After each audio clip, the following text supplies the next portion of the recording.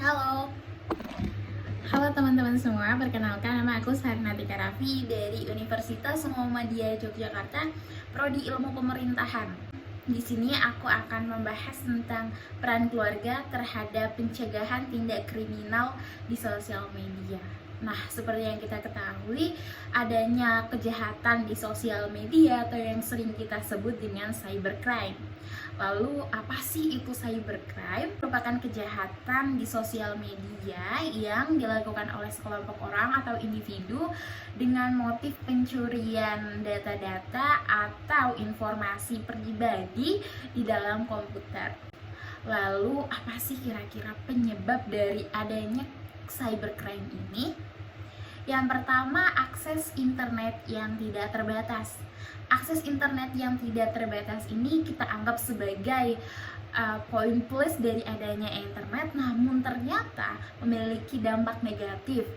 Dari dampak negatif tersebut, misalnya nih, kita ingin mencari data. Karena tidak ada batasan penggunaan internet, maka muncullah kejahatan-kejahatan yang menyebabkan atau merugikan orang lain, baik ekonomi maupun politik. Lalu yang kedua adalah kelalaian penggunaan komputer. Perlu kita ketahui bahwa penggunaan komputer seperti komputer umum, setelah kita login kita harus log out. Tapi dengan kelalaian ini, misalkan nih kita login menggunakan data pribadi kita di komputer umum, lalu kita lupa untuk log out. Nah, otomatis orang selanjutnya yang menggunakan komputer yang sama seperti kita dapat mengakses informasi dari kita. Hal ini dapat menyebabkan kerugian, baik kerugian finansial ataupun kerugian pribadi. Yang ketiga, mudah dilakukan tapi susah untuk dilacak. Karena seperti yang kita ketahui, kemampuan internet sekarang ini sudah lebih pesat, lebih maju dibanding tahun-tahun sebelumnya gitu. Jadi kejahatan internet ini sangat mudah untuk dilakukan oleh orang dan sulit untuk dilacak, kecuali jika kita ingin melapor ke pihak yang berwajib dan akan diselidiki lebih lanjut. Lalu poin yang selanjutnya, biasanya para tindak cybercrime ini atau para pelaku ini merupakan seseorang yang pintar, dan karena kepintarannya ini tapi tidak dilakukan atau tidak dimanfaatkan sebaik mungkin, dia melakukannya dengan tindak kejahatan gitu. Seperti yang kita ketahui, sistem internet itu kan rumit ya. Namun dengan kelihayan mereka dapat mengakses informasi dari seseorang lain, atau kadang bisa kita sebut biasanya dibajak. Jadi kalau misalnya ketika akun sudah dibajak, itu ya cukup merugikan, apalagi jika akun itu tidak bisa kembali gitu, dapat disalahgunakan sehingga akan menyebabkan kerugian. Lalu yang selanjutnya adalah para pelaku biasanya mendapatkan kurangnya perhatian dari pihak orang tua gitu. Seperti yang kita ketahui, adanya sosialisasi dari pihak orang tua membantu kita untuk memilah-milih mana sih yang benar, mana sih yang tidak, seperti itu kan. Nah, ketika di sini peran orang tua kurang dalam hal mendidik anak atau waktunya diberikan kepada orang tua kepada anak ini kurang, maka mereka akan mencari jalan pintas ke alternatif lainnya, seperti misalnya melakukan tindak kejahatan itu, yang sebenarnya mereka itu cuma untuk mencari perhatian saja, karena mereka kurang mendapatkan perhatian dari orang tuanya. Nah, dari sini sebenarnya titik dari munculnya juga dari poin pertama, yaitu akses internet yang tidak terbatas. Karena akses internet yang tidak terbatas, lalu dia kurang nih dapat perhatian dari kedua orang tuanya. Lalu dia ingin melampiaskan kekesalannya di media sosial, atau dia bertindak kejahatan yang sebenarnya dia hanya ingin mencari perhatian saja. Lalu apa sih kira-kira cara mencegah terjadinya cybercrime gitu? Seperti yang kita ketahui, dampaknya nih kan bisa bermacam-macam gitu kan. Nah, untuk mencegah adanya cybercrime ini gimana sih? Yang pertama adalah kita harus melindungi gadget, laptop atau komputer yang kita gunakan.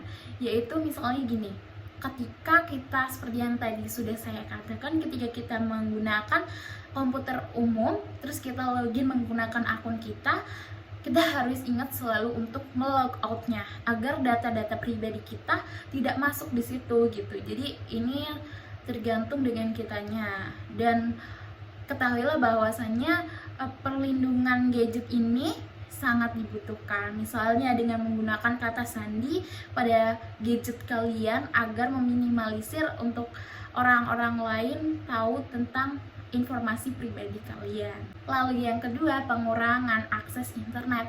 Maksudnya di sini kita kehidupan sehari-hari menggunakan internet. Nah, dengan kata lain, kita hampir tiap jam, hampir setiap waktu kita menggunakannya. Nah, alangkah lebih baiknya kita mengurangi agar terjadinya cybercrime ini berkurang gitu. Jadi dengan kita mengurangi penggunaan internet, di sini kita meminimalisir terjadinya cybercrime untuk diri kita. Selanjutnya yaitu jangan mudah percaya, apalagi nih untuk kita yang baru kenalan dengan orang baru, terus kita nggak tahu dia siapa, tiba-tiba dia ingin meminjam akun kita atau tiba-tiba dia ingin meminjam gadget kita. Nah, kita harus selalu waspada, kita tidak boleh terlalu percaya karena di sini bisa jadi itu adalah salah satu tindak dari cybercrime itu sendiri. Lalu selanjutnya yaitu butuhnya support dari pihak keluarga. Pihak keluarga ini merupakan pihak sosialisasi pertama dan utama dari individu, maka dari itu support dari keluarga sangat dibutuhkan, dimana peranan orang tua yang menjadi pihak sosialisasi atau pihak yang mensosialisasikan di sini berperan penting, seperti misalnya diberi pengarahan terhadap penggunaan gadget yang baik, pengarahan terhadap penggunaan internet yang baik dan benar, bagaimana cara mengelola internet itu agar tidak memberikan dampak yang negatif, namun memberikan informasi-informasi yang akan menunjang keberhasilannya. Lalu di sini bagaimana sih sebenarnya peranan keluarga terhadap pencegahan tindak kriminalitas dalam sosial media? Seperti yang sudah saya katakan tadi, bahwasannya kita sebagai anak membutuhkan peranan orang tua yang lebih agar kita mendapatkan perhatian, agar dari perhatian tersebut kita dapat mengartikan bahwasanya ada nih sosok dewasa yang care dengan saya, ada nih sosok orang tua yang mendampingi saya, ada nih sosok pendidikan atau pengajaran baru dari pihak orang tua kepada anak, sehingga akan menjadikan anak dapat memilih mana sih yang baik, mana sih yang tidak, sehingga ia akan terhindar dari pelaku cybercrime. Nah, dari sini kita dapat mengambil pembelajaran bahwa sebagai penerus bangsa yang baik, kita hendaklah dapat memilah dan memilih mana informasi yang baik dan benar agar kita terhindar dari hoax. Berita hoax akan memberikan dampak yang negatif bagi kita karena itu dapat meracuni pikiran yang membuat kita akan terjerumus pada sesuatu hal yang negatif. Dari hal yang negatif itu kita dapat melakukan hal-hal yang negatif pula karena di situ adanya miskomunikasi. Lalu peran keluarga itu tadi yang saya bilang sangat penting pada anak, karena peran orang tua yang tidak kalah penting di sini diharapkan semua orang tua dapat memberikan pendidikan moral yang baik kepada anak dan pendidikan cara berinternet yang baik. Mungkin segitu saja yang bisa saya dapat sampaikan. Apabila saya punya kesalahan dalam kata-kata saya tadi, mohon maaf yang sebesar-besarnya. Wassalamualaikum warahmatullahi wabarakatuh. Sampai ketemu di lain waktu. Bye bye.